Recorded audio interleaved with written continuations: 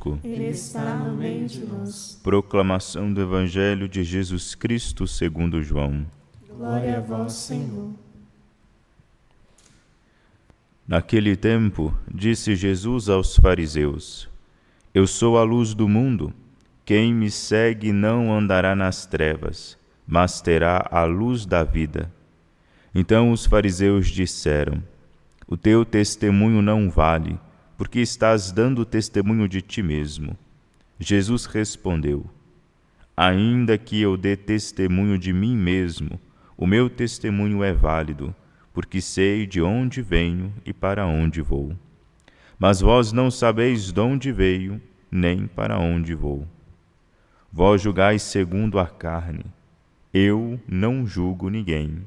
E se eu julgo, o meu julgamento é verdadeiro, porque não estou só, mas comigo está o Pai que me enviou. Na vossa lei está escrito que o testemunho de duas pessoas é verdadeiro. Ora, eu dou testemunho de mim mesmo e também o Pai que me enviou dá testemunho de mim. Perguntaram então: Onde está o teu Pai?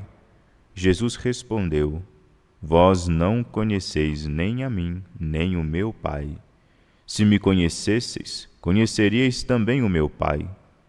Jesus disse estas coisas enquanto estava ensinando no templo, perto da sala do tesouro, e ninguém o prendeu, porque a hora dele ainda não havia chegado.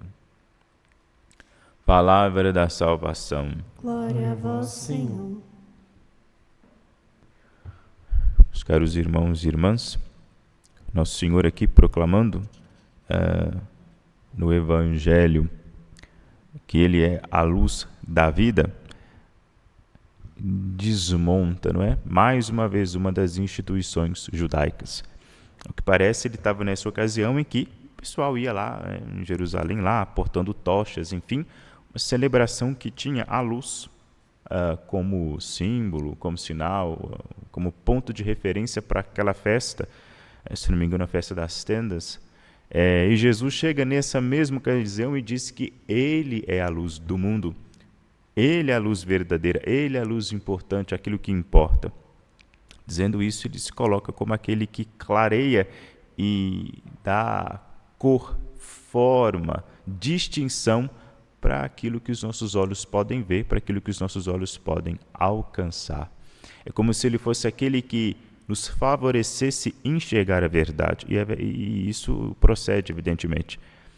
Aquele que está com Cristo, aquele que segue a Cristo, não caminha nas trevas, como ele mesmo disse, não caminha na escuridão da ignorância, mas enxerga as coisas tal quais elas são. Por meio de uma virtude que, conjugada à inteligência, à razão, à fé, torna nítida as coisas, verdadeiramente nítida, e introduz em nós uma inclinação à clareza, uma inclinação à verdade. A verdade, quando nós temos contato com ela, ela deixa de ser uma coisa externa a nós. Ela não nasceu para ser alguma coisa externa. A verdade, ela nasceu para ser uma espécie de inclinação interior nossa, que nos faz buscar aquilo que é verdadeiro, apesar das consequências, e fugir daquilo que é obscuro, daquilo que é confuso. O que, por exemplo, causou muitos danos aqui na primeira leitura, comprida, contando da história de Susana, que é surpreendida por esses dois homens, esses dois velhos, que aqui são descritos como se fossem juízes, ou seja, eram homens do povo, que julgavam a causa do povo, que governavam o povo, homens que deveriam ali administrar a justiça. Esses mesmos homens que institucionalmente, foram designados para isso, cometeram a maior das injustiças. Vai dizer ainda o livro de Daniel: movido pelas paixões, o coração deles ficou pervertido. Afetados por aquilo que eles queriam, por aquela beleza de Susana, eles perderam completamente a razão. E perdendo a razão aqui, eles já perderam tudo. Não olharam mais para o céu porque esqueceram de onde lhes vinha a justiça que deveriam administrar. O povo vai, claro, na onda desses juízes, porque são juízes, homens que julgam, que estão ali para julgar a causa do povo.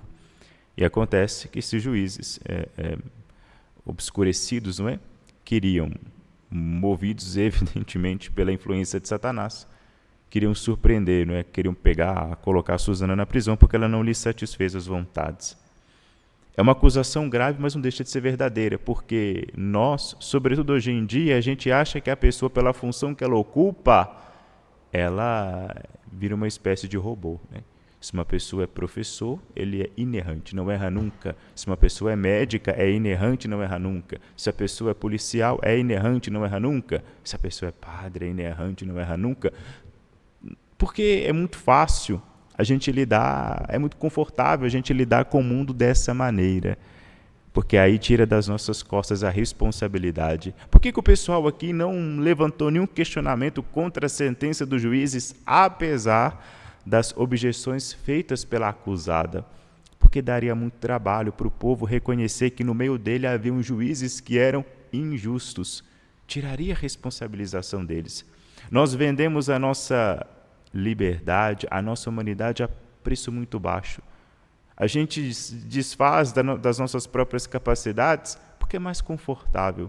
Então eu prefiro acreditar que o meu professor me passe tudo bonitinho, ipsis literis, conforme a verdade, sem interesse nenhum, né? Como se ele fosse um robô, uma máquina, um computador. Eu prefiro acreditar que o médico está me receitando tudo bonitinho, sem nenhum problema, sem nenhum erro, né? Sem nenhum interesse ali por detrás, do que eu ter que questionar e depois eu ser responsável de algum modo por aquilo. Quem era livre nesse sentido porque tinha fé, porque a luz de Deus estava sobre ele, Daniel não titubeia. Ele vai dizer: eu sou inocente do sangue desta mulher. Porque eu não sou como vocês que estão aí, né? Concordando com esse tipo de julgamento injusto, essa loucura.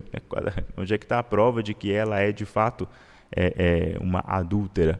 Vale apenas a palavra deles porque são juízes? Não, vamos lá ver de fato. E aí prova-se, né? Daniel, pela sua sabedoria, porque era inteligente e ao mesmo tempo tinha fé, ele consegue desmascarar esses dois anciãos que queriam matar, que estavam acusando injustamente a pobre filha de Joaquim, a pobre esposa de Joaquim. Vejamos, né? Sejamos servos da verdade, né? Sejamos discípulos da verdade e não discípulos de coisas externas. Já havia um bom tempo que a Sagrada Escritura, a liturgia, né? As leituras da Sagrada Escritura estão nos direcionando para isso, para uma fuga, uma libertação, melhor dizendo, da superficialidade e começarmos a nos valer daquilo que nós temos, nos valer daquela capacidade intelectual que Deus nos deu, nos valer do Espírito, nos valer da nossa própria inteligência para saber ver e, sobretudo, nos valer da fé, para que nós possamos nos aprofundar na vida, na realidade, no mistério que é Deus, para que assim sejamos livres, nos relacionemos com Ele, para que nós possamos obter, por meio da fé, por meio da relação profunda com Deus, a nossa própria salvação. Glória ao Pai, ao Filho e ao Espírito Santo. Como era no princípio, agora e sempre. Amém.